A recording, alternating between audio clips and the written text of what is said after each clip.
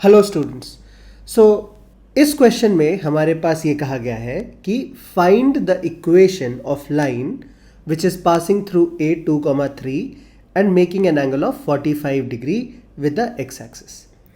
और आगे क्या बोला है, also determine the length of intercept on it between A, वो जो पॉइंट दिया हुआ है 2,3 and the line x plus Y plus 1 equals to 0।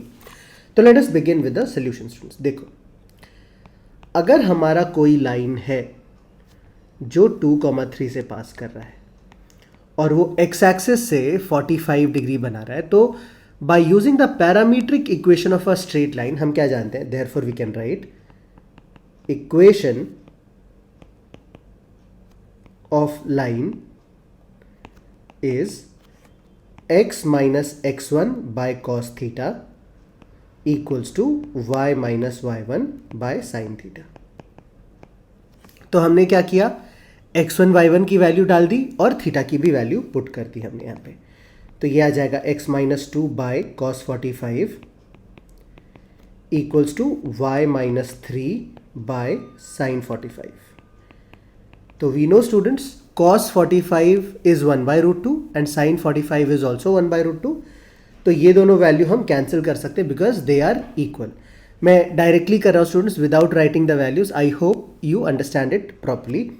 तो ये हमारा आ जाएगा x minus 2 is equals to y minus 3 and therefore line की इक्वेशन आ जाएगी x is equals to y minus 3 plus 2 is minus 1 and that is the answer to the first part of the question.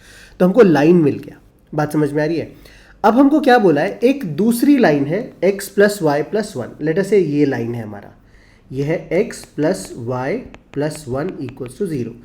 तो हमको बोला है कि ये जो लाइन है ना, इसको इस पॉइंट पे कट करें। So this given point is a, ये a है, और ये जो नई वाली लाइन है ना, लेट अस से वो b पॉइंट पे इंटरसेक्ट कर रहा है। तो हमको ab का वैल्यू ढूंढना है। तो हम क्या करेंगे, लेट अस से the distance between a and b is r।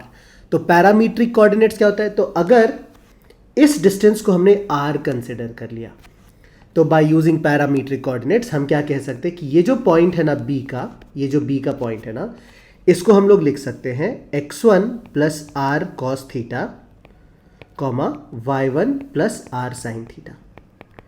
I hope this is clear students. देखो, पैरामीट्रिक कोऑर्डिनेट्स वाला जो कॉन्सेप्ट था ना, वहां पे हमने डिस्कस किया था कि अगर एक लाइन पे पैरामीट्रिक कोऑर्डिनेट्स के हेल्प से हमको कोई पॉइंट चाहिए तो हम इस मैनर में हम उसको कंसिडर करते हैं।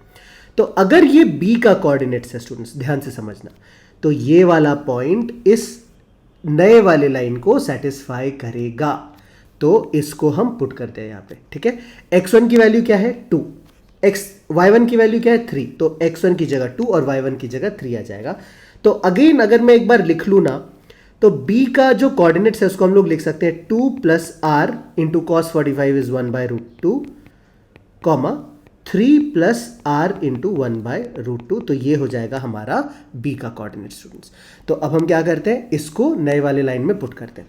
तो let us go to the next page. हमने लिखा therefore x plus Y plus 1 equals to 0। x की वैल्यू आ गई हमारे पास 2 plus r by root 2, y की वैल्यू आ गई हमारे पास 3 plus r by root 2 plus 1 equals to 0।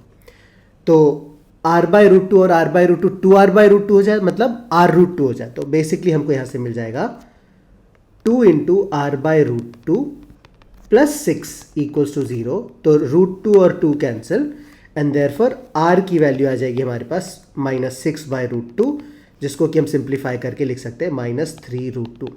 और सिंस हमको लेंथ ऑफ इंटरसेप्ट पूछा है, देयरफॉर लेंथ ऑफ इंटरसेप्ट जो है that will be modulus of r, this will basically be modulus of r. तो माइनस 3 रूट 2 का मॉड्यूलस अगर हम लेंगे तो ये 3 रूट 2 हो जाएगा and that will be the answer to this question students. I hope अच्छे से समझ में आया होगा। रिवाइज करो and let me know anything if you have any doubts in the comment section.